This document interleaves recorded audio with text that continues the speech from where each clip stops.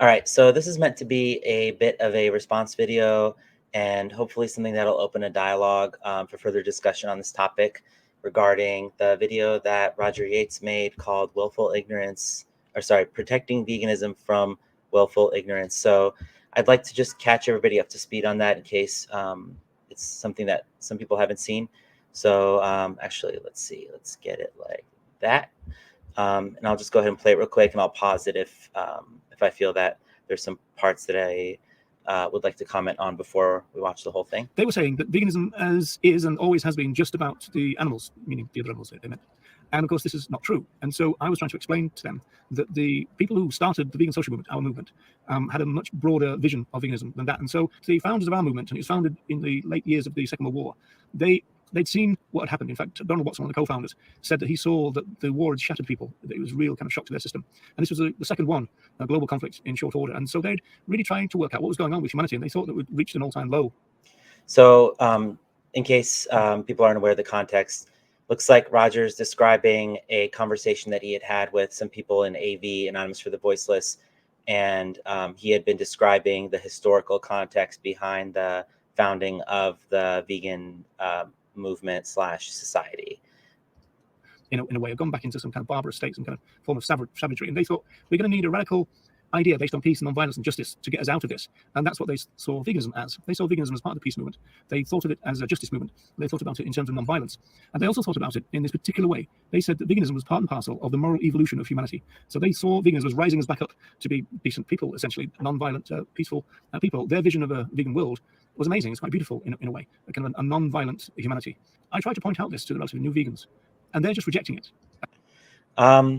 That's very curious, because I think that especially, as far as Anonymous for the Voiceless is concerned, one of the kind of key points that people try to convey to non-vegans is that as long as they're not vegan, that they will essentially be animal abusers, which seems pretty much in line with what Roger has described as was contained in the original vision with regard to it being a kind of like way for humanity to rise up in terms of our moral behavior.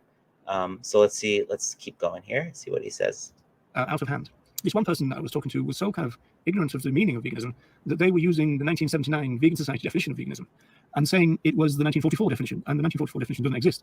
In fact, I had to point out to them that the Vegan Society historians themselves, Samantha Calvert, for example, pointed out that it was several years before Leslie Cross points out that there isn't a great definition of veganism, and they needed to kind of sort it out. This is interesting in its own right. I mean, the fact that apparently the Vegan Society has been revising their definition of veganism throughout time, I think that's very curious, to say the least. Watson himself was so busy doing other things, like virtually doing everything, being the secretary, treasurer, the main writer, etc., etc. He was so busy doing all that kind of thing. And so they came up with the idea of the definition, which was really based on this idea of focus and scope. And so the focus was on a short kind of hand version of the definition, which was that other animals should not be exploited by humans, or man, as they said in those days. The second broad aspect of the vegan aim, as they put it, was the benefit that it would bring to humanity. And they essentially thought that if we liberated other animals, we changed our mindset, that we would also emancipate ourselves as well. And so there's always been a benefit to humans from the grand scheme, the utopian vision, whatever you want to call it, of veganism. So if you do hear these fairly common claims now that veganism has got nothing to do with human beings, this is not correct. Well, I think there was a bit of a jump there, because so Roger is saying in this video that originally the focus on, let's just make sure we get this correct here. Sounds like the focus, he's saying, so there's a broad aspect, and then there was a focus. And the focus is that animals shouldn't be exploited by humans, presumably meaning non-human animals. And then there's like a benefit, basically, aside from that. And this seems actually pretty in line with what AV says at their outreach events as well, where people are told that the biggest benefit of being vegan is that they'll no longer be hypocrites. That's the biggest benefit to the person, to the human. And then the biggest benefit is that non-human animals will no longer be exploited, commodified, murdered on their behalf. And of course, if somebody says to somebody within AV, like, what about the environment? Is there a benefit there? Or what about our health? Is there a benefit there? I think generally the outreacher will acknowledge that there could potentially be a benefit there, but that's not the focus of veganism, or that's not what it's about, which again seems pretty much in line with what Roger is saying. Now, the part that he has now jumped to as well. And so there's always been a benefit.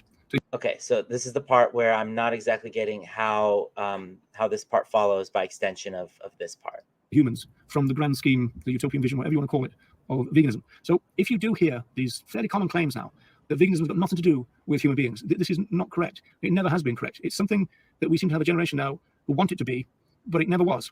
So they're trying to rewrite history.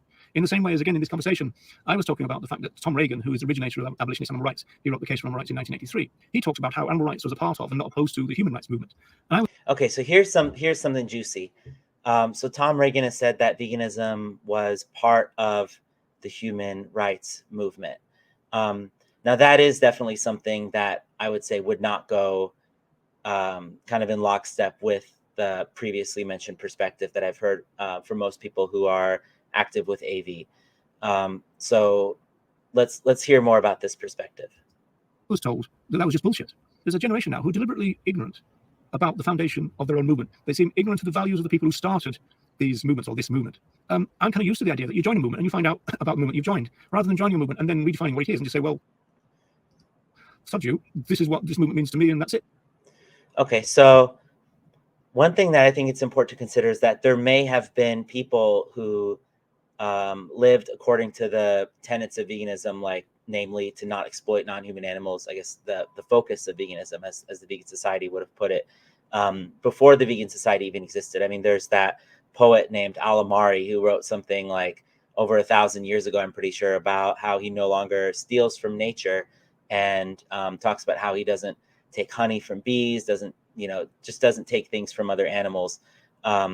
So I don't know if this is an instance of just basically the Vegan Society kind of having like some kind of ownership over the movement because they came out with the name vegan. It's kind of potentially also just kind of a semantic thing, because whether or not veganism was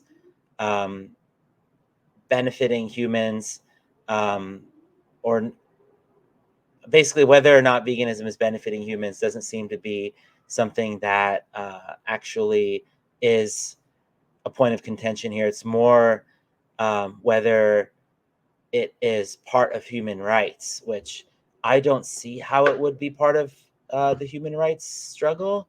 I can see how there are connections there, but I think just like by definition, it seems to be for non-human animals.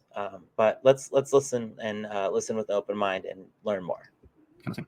And because they're influential people now in the 21st century, they're passing on their ignorance to a whole generation of activists who don't seem to know that the movement they've joined is far more radical than they think. The vegan movement is a very revolutionary idea. It was to transform. It was transformative of human beings through the liberation of other animals. So Cross says, we're not about welfare, we're about liberation. So now we've got influential people in the movement who are deliberately cherry picking what vegan animal rights means. I'm not quite sure why. So Roger mentions welfarism there, which as far as AV is concerned, I know that they're not welfarist at all.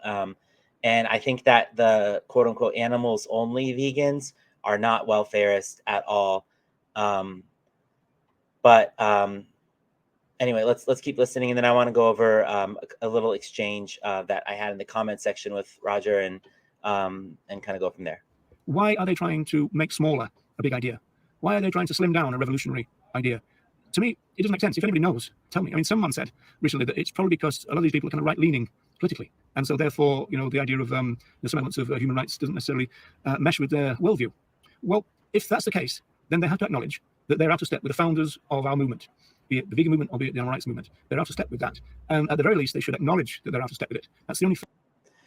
It's interesting that Roger distinguished between the animal rights movement and the vegan movement, for what it's worth. Something interesting to ponder Fair there. thing to do. I've always been a great believer in fairness. It's not fair to join a movement and then just try to wreck it from within. Okay, so it seems like Roger was very interested in kind of learning more about the perspective that people might have with regard to this issue. So I went ahead and left a comment. It's a pretty long one, but basically I will just go ahead and read it out loud. I said, I think it is important to examine the perception of the statement that veganism is also about humans. To some vegans, that might sound like an attempt to divert some amount of attention, energy, or other resources away from saving non-human animals and towards saving humans from some type of human cause situation. Someone might point out that humans are the oppressors in every case where non-human animals are being oppressed, that veganism is the only movement that non-human animals can count on, and that interhuman issues are essentially political, quote unquote, in nature, and that political issues are never cut and dry with regard to who needs saving from who, so to speak. Again, I'm offering a perspective that some people might have in this. That's okay. Let's get back to the comment. I don't think that many, if any, so-called animals-only vegans would disagree that emancipating non-human animals from property status would also have the effect, or perhaps require, emancipating some aspect of the minds of the humans who were formerly engaged in treating non-human animals as property, away from an oppressive worldview. To put this last sentence more plainly, I think all vegans would readily acknowledge that going vegan confers a sort of mental benefit to the new vegan that extends beyond simply no longer being a hypocrite and no longer feeling guilty about being an animal exploiter. I think we would all agree that it essentially liberates the former oppressor as well from their previous view toward our fellow animals. I think that going by this reasoning, the idea entailed within the perspective that veganism is about non-human animals only is that societally shifting toward no longer exploiting non-human animals would have a ripple effect of creating a more just populace and benefit humans as an indirect consequence. Whereas it could be argued that attempting to convince people who are convinced to go vegan, in other words, to stop exploiting non-human animals, to then also adopt a particular set of political beliefs or beliefs that pertain to interhuman issues is impractical because it's more difficult to gain consensus among vegans on such issues. And that is also demanding more of a person who's already grappling with a major shift in their lifestyle and identity.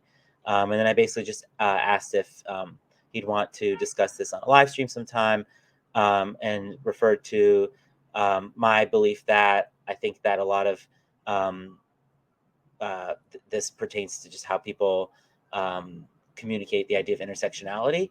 And I may have been a little bit off base in terms of calling this an intersectionality uh, related topic. So Roger left a pretty long comment as well. And I just want to kind of respond to this comment here. So Roger said, thanks for your comment. The offer of live stream on intersectionality sounds interesting, although, as I said in a recent social media post, I somewhat regret that intersectionality overtook, so to speak, other concepts such as the logic of domination, the entanglements thesis, alliance politics, and the more anarchic contention of we are each other. And it's a really interesting point. Like I was saying at the, as I was reaching the end of that comment, maybe this isn't a matter of intersectionality, and maybe the fact that it, overtook, I guess, apparently, is what caused me to relate it to intersectionality in the first place. This might be more of a matter of entanglements thesis or something like that, which I'm not too familiar with, but I do understand the idea. Although it sounds like a different type of way to refer to intersectionality. So I'm obviously speaking from ignorance. I'd have to learn more about that. Next paragraph. To your points, I think the first thing is to address if there's validity in those perceptions. I think the diversion issue is false. Diversion issue meaning that the quote unquote animals only vegans could perceive attempts to make veganism about humans as well to be taking resources from what could be going to other, fellow animals in terms of energy, time, etc. And he says, I think this issue is false. There are few instances that I have seen or have been shown of vegans diverted from vegan campaigning to do human rights campaigning. Some of the chat on this seems to emanate from non-vegans, so that can be ignored anyway.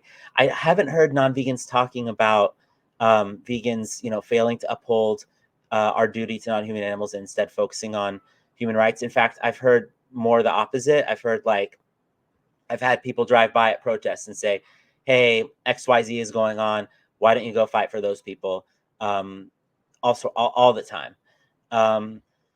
And I would agree that there are few instances in general of vegans being diverted from vegan campaigning to do human rights campaigning. I think that, it does need to be said that we all have a limited amount of time. So perhaps some time that some vegans spent on human rights campaigning, if they're so inclined to do so, might have been diverted away from animal rights related causes inadvertently. Interestingly enough, I remember a campaign in recent years about slaughterhouse workers, and it was like a vigil based campaign where people were advocating for slaughterhouse workers' rights or something like that. Okay, so, and then let's get back to things. So this seems to be an issue of mindset. Until recent years, it was virtually a given that the majority of humans would be sympathetic to broadly leftist issues in campaigns: Rock Against Racism, Reclaim the Night, CND, Preservation of Woodlands. I'm not familiar with these first 3 or 4 topics. And then Roger gets into current day things. The hot issue of Gaza is creating waves just now. 20 years ago, I suspect there would have barely been a ripple in the vegan community. By ripple, I think he's referring to the fact that there isn't consensus against the killings going on and against the Palestinian people right now. To continue, almost as one, the vegans would be opposed to children being blown to pieces apart from the politics of the situation. It has been alleged recently that vegans are bullied to take sides in international conflicts. I haven't heard that, but it would make sense, I guess, for people who are passionate about rights and social justice issues. It seems like, people would kind of look to vegans, but I don't know. I don't know the empirics of that claim, but it doesn't seem like Roger's making any hard claim there either. He's just saying it's been alleged recently. Anyway, he says, opposing the ripping apart of infants with high explosives and burying them in rubble is not taking sides. It is consistently opposing injustice, a vegan principle. I can't say that I disagree with you in terms of the injustice there at all. And I'm very appalled at the case, that we see today, where many vegans don't seem to be just outright opposed to what's happening in Gaza. Okay, to go on the current prominence of thinking about the oppressor, this seems to be a version of Yurovsky's rather juvenile outbursts of violent anger. He's referring to Gary Yurovsky. So I just want to rewind. So actually, let's just keep going here, because I think it's very relevant. Okay, so we are rightly furious that our fellow animals are oppressed by humans, of course. But the question then becomes, so what about it? There seems to be 2 crucial elements to thinking that all humans are the oppressor. First, it's not true. Humans are liberators as well as oppressors of our fellow animals. Okay, so I don't think there's any of the quote unquote animals only vegans are claiming that all humans are the oppressors, but that in any case humans are the oppressors. So it's kind of like think of like a, what's it called, like a syllogism or something like that, like a logical flow thing. So all humans are the oppressor is false. All oppressors are human is true. And anyway, okay, so second, we are in a social movement here, and our claims making is directed at those oppressive humans in the hope that we can reach them. Yes, I think that is true. For the most part, yeah, we want to reach non-vegans with our activism. I always point out that Professor Tom Reagan was once a butcher, but he went on to write the remarkable groundbreaking text in in rights-based abolitionist animal rights. I can't say that I've read anything by Tom Reagan, regrettably. I do have that on my list of things to do, and I have looked into his writing, but I just haven't actually read anything. I think I actually own the book, if I'm not mistaken, that he wrote, called like a practical case for abolitionists, veganism, or animal rights, or something like that. I'm off on the title, but I believe I may have a book like that in my little personal library. I just haven't gotten around to it. I do a lot of reading. There are several ex-butchers and some ex-vivisectors who are now animal activists. Exactly where this oppressor language takes us is uncertain, it seems to me. I'll tell you where it takes us. It takes us into misanthropy. That's what I've observed. And he says, I think it is also fueled by another dodgy concept, holding people to account. Okay, so this is really interesting, because this is something that you hear a lot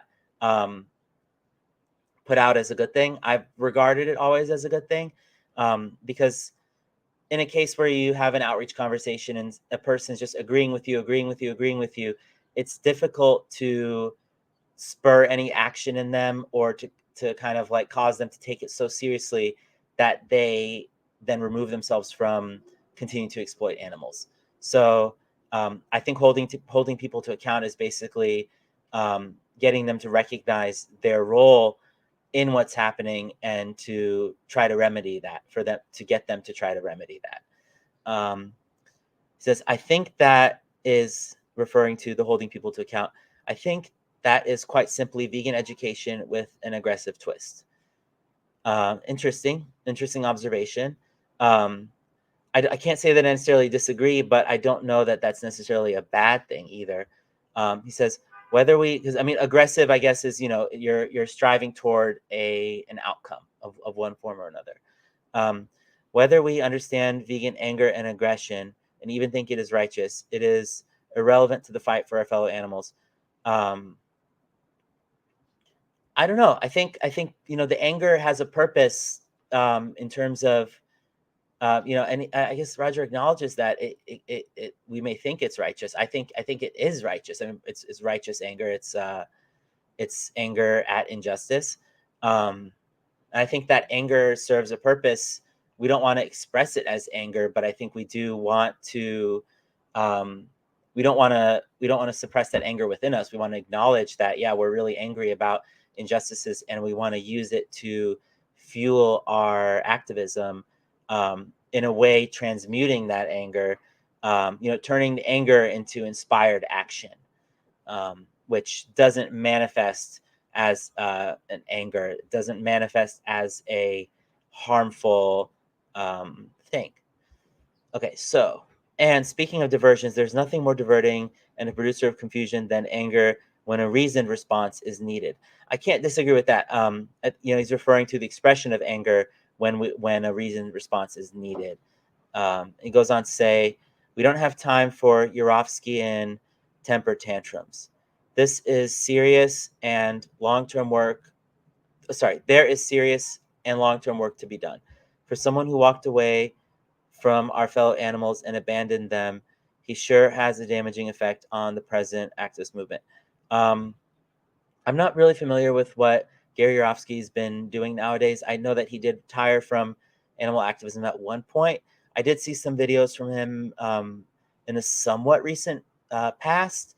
I don't know if we can say that he has damaged the movement. I mean, I know a lot of people have gone vegan because of the I think it's called like most important speech or best speech you'll ever hear video here on YouTube. So I don't know. We don't know about the empirics of our activism methods. So it's just hard to say, I think, one way or another. He goes on to say, I agree with the comments about former oppressors, but I do think the indirect point is slightly faulty. Here he's referring to the comments about kind of like the mind of the oppressor, what I put forth regarding the mind of the oppressor being emancipated in a way, along with all the animals whom they're no longer exploiting. And he goes on to say, the pioneers of the movement seem to hope that this process would be more entangled than what you appear to imply. I mean, I would hope that it's extremely entangled. I would hope that if somebody stops exploiting non-human animals, that has an amazing ripple effect in their lives, and they stop exploiting fellow humans in different ways, and they start being more mindful of the principle of nonviolence. Going vegan requires courage. I would hope that they would have more courage in general, like doing, righteous things in the face of intimidation and fear. I think there are a lot of wonderful virtues. If you approach veganism from like a virtue ethics perspective, I think there are a lot of amazing virtues that veganism helps people cultivate. Accountability, integrity. So I hope that all of that does ripple into their everyday lives. And let's keep reading this comment here. Watson suggested that human and other animal emancipation must happen all at once, or it will not happen at all. I just don't think it works that way. I just don't think you know, I remember when I first went vegan, I was doing outreach like all the time. Everywhere I was on the bus, on the train, talking to people about it. Like, I know it sounds like kind of like almost kind of cringe, but I was just talking about it all the time. I was that example. I was that vegan. Um, and I remember like I read over an email that I had sent to somebody who I'd met on the train. I'd gotten this person's email address written to them. And in that email, I had said, remember, it's not all or nothing. Everything that you do counts. And that was me as a vegan. And me as a vegan now would never write that. Clearly, at that point, my mind had yet to be emancipated from some type of oppressor mindset. So I don't know. It's just an anecdote, but um, I think the mental component does take time, and of course, just from sheer numbers, it's going to take time. I don't want to misinterpret what this is saying, but obviously, it takes time for people for the whole world to go vegan. It doesn't happen overnight. When people say, "What are we going to do with all the farmed animals? All the cows are going to take over if everybody goes vegan at once." We say, that's not going to happen all at once. I don't think that that's what Watson had suggested would need to happen because, of course, that's an impossibility. He says he added that vegan values must guide the emancipation of everyone. I'm all for that. Like I said, especially if you approach it from a virtue ethics perspective, there's some beautiful values there. That's not to say that they're superior. Somebody who follows a different value system could say that their values should guide the emancipation of everyone. You hear people who follow kind of like Christian guided ethics claim that the set of values and beliefs that guide followers of Christ are necessary for the saving of everyone's souls and things like that. So um, I don't know if virtue ethics is the best way to actually communicate this to everybody because different people have different sets of values. I do want to make some videos in the near future about this whole like utilitarian versus deontologist versus virtue ethics conundrum that vegans often kind of find ourselves debating with each other about.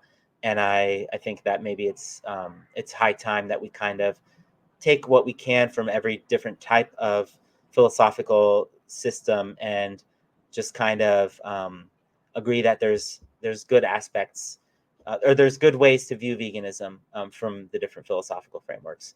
Um, he says, I'm intrigued by your last post, although I think my position would be a reversal of it. That's one to ponder.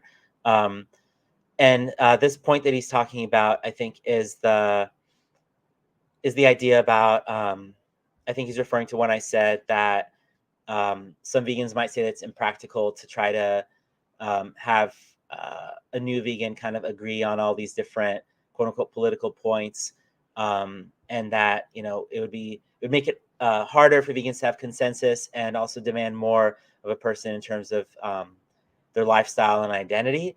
And when he says that his view would be a reversal of it, I think what he means to say is that kind of like we were saying with the previous thing, like I guess they would kind of adopt a certain identity, a certain mindset, and then it would lead to consensus in a way, or an identity in a way that would kind of um, promote collective liberation or liberation of humans as well.